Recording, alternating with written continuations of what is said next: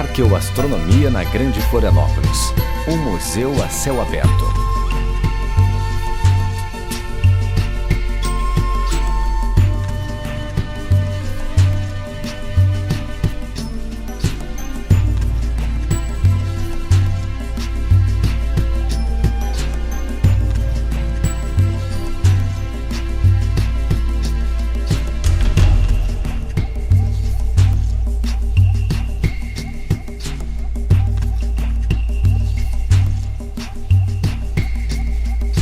O Centro de Arqueoastronomia e as faculdades integradas à SESC, sob a coordenação do professor Adnir Ramos, apresentam as descobertas arqueoastronômicas realizadas na Ponta do Gravatá. A Ponta do Gravatá está localizada no promontório leste da Bacia da Lagoa da Conceição, Florianópolis, Brasil. Atualmente é muito frequentada por pescadores artesanais e esportivos, desportistas das mais variadas modalidades, turistas e estudantes que buscam lazer, sossego, beleza e cultura. Em tempos remotos, os povos primitivos da região também frequentavam esse paraíso para diversas atividades. Pescavam, coletavam frutos e moluscos, caçavam, produziam artefatos líticos, rituais sagrados e muito provavelmente para fazerem estudos a partir de suas observações astronômicas.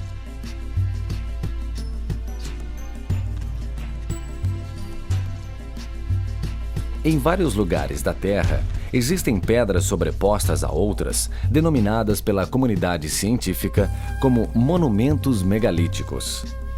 Os estudos comprovam que a observação do céu esteve na base do conhecimento de todas as sociedades antigas, pois elas foram profundamente influenciadas pela confiante precisão do desdobramento cíclico de certos fenômenos celestes, tais como o dia, a noite, as fases da lua e as estações do ano.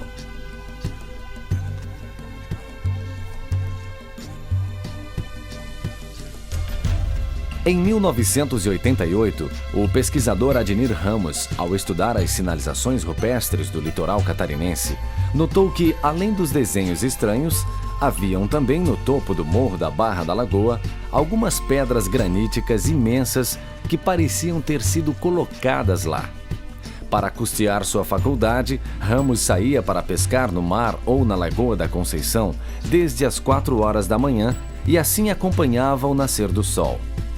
Observando a aurora por detrás do morro, começou a reparar em certas ligações entre o sol e as pedras e foi ficando cada vez mais curioso a ponto de descobrir vários observatórios astronômicos no litoral de Santa Catarina.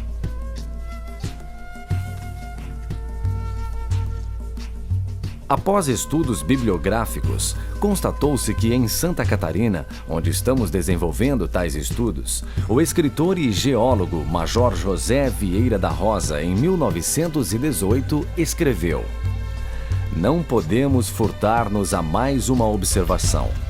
Todas as pontas e cabos, todas as nossas ilhas e ilhotas, e mesmo no interior da Terra, existe abundância desses colossais blocos de granito. Uns, como a Pedra do Balão e as Pedras da Lixa, coroam o cimo das montanhas. Outras formam as encostas ou bordam os costões do nosso Mar Grosso e enfeitam a paisagem de nossas baías. Possuímos enormes blocos de pedras sobrepostas, como os de Itaguaçu, apresentando formas bizarras, e grutas formadas por boulders enormes, como as que ficam na Caieira, no Saco Grande e nas proximidades da Lagoa do Peri, cujas salas caprichosas em andares diferentes são formadas por esses blocos de pedras sobrepostas."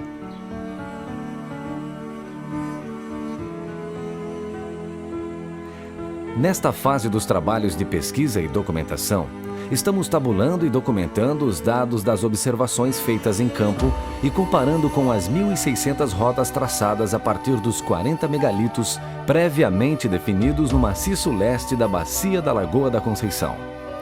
o levantamento das coordenadas geográficas dos 40 megalitos e o roteamento do posicionamento dos monumentos megalíticos foram executados por Aeroconsult S.A. e Funpar, Fundação Nacional da Universidade Federal do Paraná, contratadas pelo IPUF, Instituto de Planejamento Urbano de Florianópolis, em parceria com as faculdades integradas ASESC. Foram usados como recursos tecnológicos a aerofotogrametria e medições por Sistema de Posicionamento Global, GPS.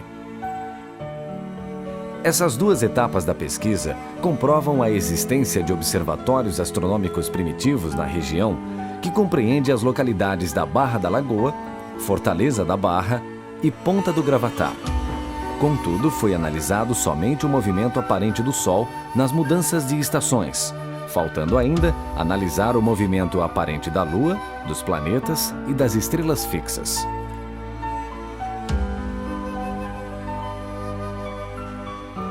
Com a intensificação das pesquisas de campo nos solstícios e equinócios, foram feitas novas descobertas na Ponta do Gravatá. A palavra solstício, também derivada de um étimo latino solstitium, significa muito apropriadamente ponto de parada do Sol. Nos solstícios, o Sol se detém em seu movimento aparente anual na direção norte-sul e começa então a caminhar no sentido contrário. Se ia para norte, passa a ir para o sul e vice-versa. De acordo com o arqueoastrônomo Dr. Germano Afonso, membro da equipe de pesquisas, os dias de equinócio e de solstícios são facilmente percebidos apenas com a observação singela do céu. Até mesmo culturas primitivas e pré-históricas puderam determiná-los com facilidade em observatórios rudimentares construídos com blocos de pedras.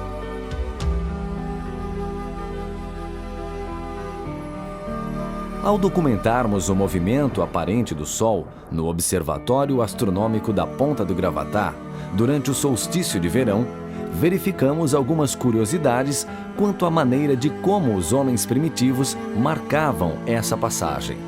De acordo com o roteamento das coordenadas geográficas, os megalitos PE31, PE33, PE37, PE38 e PE39 constituem um observatório astronômico de rochas que fornecem as direções do nascer e do pôr do Sol nos equinócios de primavera e outono e nos solstícios de verão e inverno. Com a sistematização das pesquisas, notou-se que além desses alinhamentos, confirmados por equipamentos de precisão, existem outros megalitos que ajudam a contar a história dos povos que viveram na região. Por exemplo, nas proximidades da pedra número 31, existe um conjunto de megalitos que foi manipulado para mostrar o ângulo máximo do Sol no hemisfério sul da seguinte forma.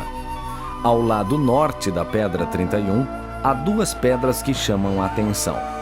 Uma delas parece que serve para o observador se posicionar em cima e observar a canaleta na pedra da frente, que se alinha exatamente com o Sol na entrada do verão. A pedra que contém a canaleta foi equilibrada por pedras menores, de forma que a água escorra na direção do Sol, combinando o reflexo do astro no mar com o da canaleta somente no solstício de verão. Esse fato sugere a hipótese de ter havido algum tipo de culto ou até mesmo de sacrifício, pois se os povos primitivos imolassem uma vítima, seu sangue colocado ali escorreria na direção do Sol nascente.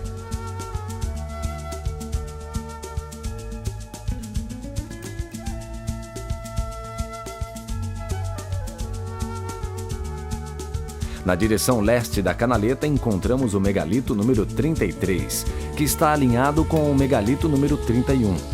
Ao lado norte do megalito número 33, notamos que existe um dolmen voltado para o leste e outro para o oeste.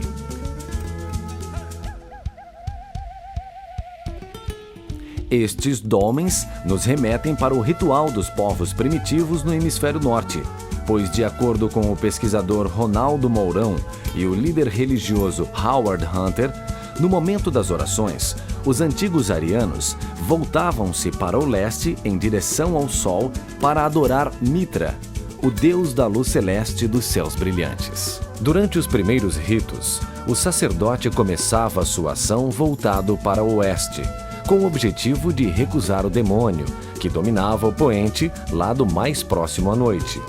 No fim da cerimônia, voltava-se para o leste, onde surge o dia, e que estava associado à iluminação do conhecimento. Acreditamos que os dois dólmens tenham sido usados pelos homens antigos que viveram na região como altares de orações para buscarem a iluminação representada pelo sol nascente e a proteção contra os poderes das trevas representadas no sol poente.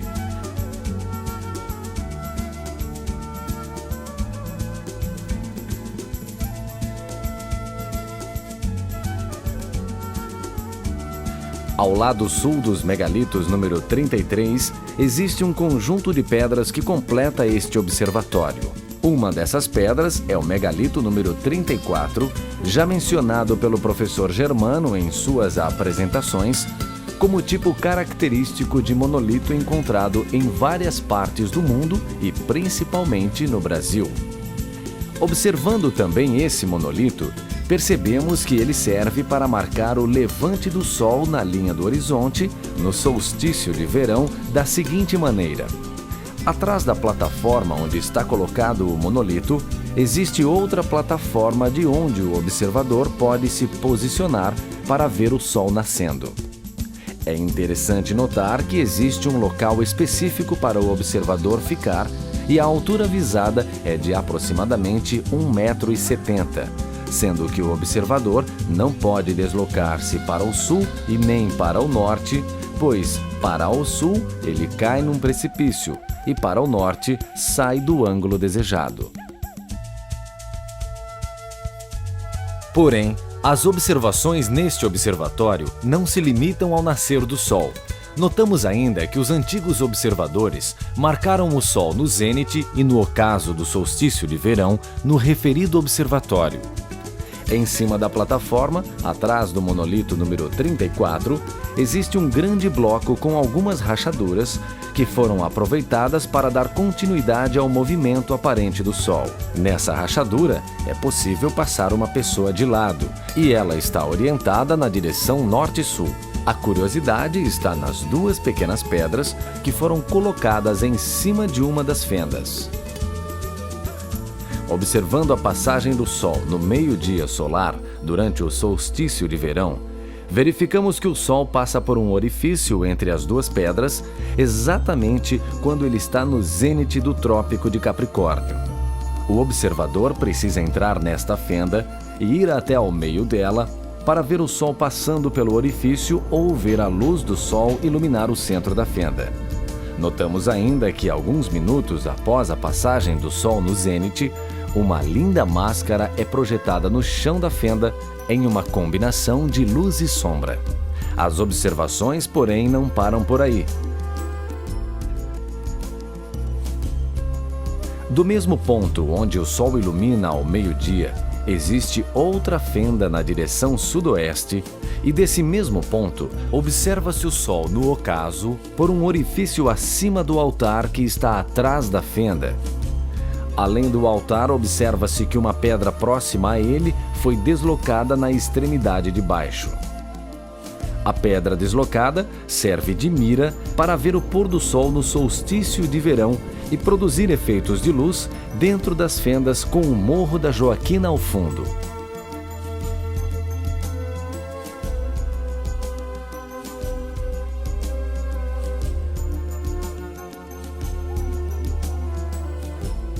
A ponta do Gravatá é conhecida também pelo nome de dragão, pois a silhueta do morro parece mostrar um dragão adormecido à beira do mar.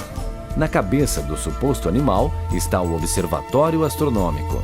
O olho do dragão é representado por uma pedra que serve para ver a passagem do Sol no ponto que marca a entrada do inverno.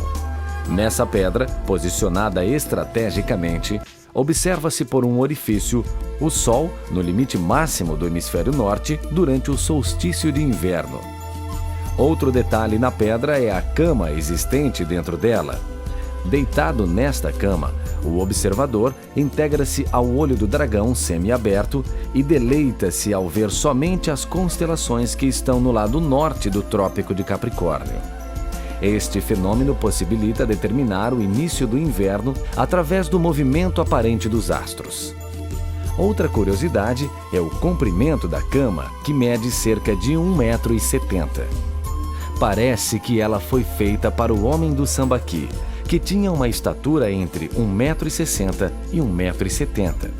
Além disso, o berço está protegido das chuvas e dos ventos, o que garante ao observador uma estada tranquila e quase segura, não fosse o pequeno ponto em que a pedra está apoiada e o precipício que está a 3 metros dela.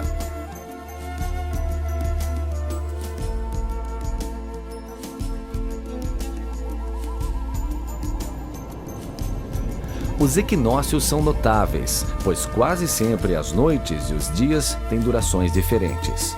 Em quase todos os locais sobre a Terra, durante cerca da metade do ano, os dias são mais longos que as noites. E, na outra metade, as noites são mais longas do que os dias. Se medirmos diariamente os intervalos de tempo entre o nascer e o pôr do sol ao longo de um ano, poderemos verificar que há apenas 2 dias em que o período noturno corresponde quase exatamente ao período diurno. São os equinócios de outono e de primavera.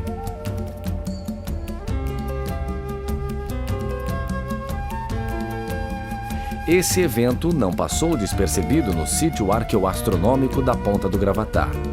Após o solstício de verão, verificou-se que, além das pedras 37 e 39 marcarem precisamente os equinócios, novos alinhamentos em outros megalitos foram sendo analisados. Por exemplo, uma pedra que deixamos de fora no primeiro levantamento e que hoje estamos estudando é um monolito que tem a forma de um animal conhecida dos pescadores como capivara. Ao observarmos a passagem do Sol no equinócio de outono, notamos que tal escultura marca os equinócios com outra pedra a oeste, próximo ao rancho dos pescadores, na margem esquerda da praia. Notamos também que a cabeça do animal está virada para o leste, na direção do nascente do Sol nos equinócios. Nota-se ainda que o animal está representando uma caminhada para o norte e que em determinado período ele para e olha para o leste, como que fazendo uma reflexão a respeito do tempo e do espaço percorrido, olhando não só para o Sol, mas também para os outros megalitos que estão atrás dele.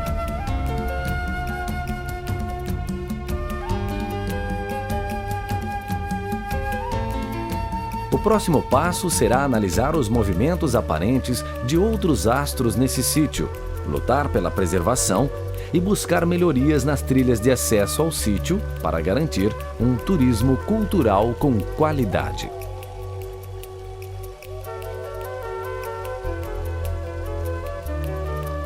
Ajude-nos nessas pesquisas, pois esses preciosos tesouros estão sendo destruídos por falta de conhecimento e falta de apoio às pesquisas.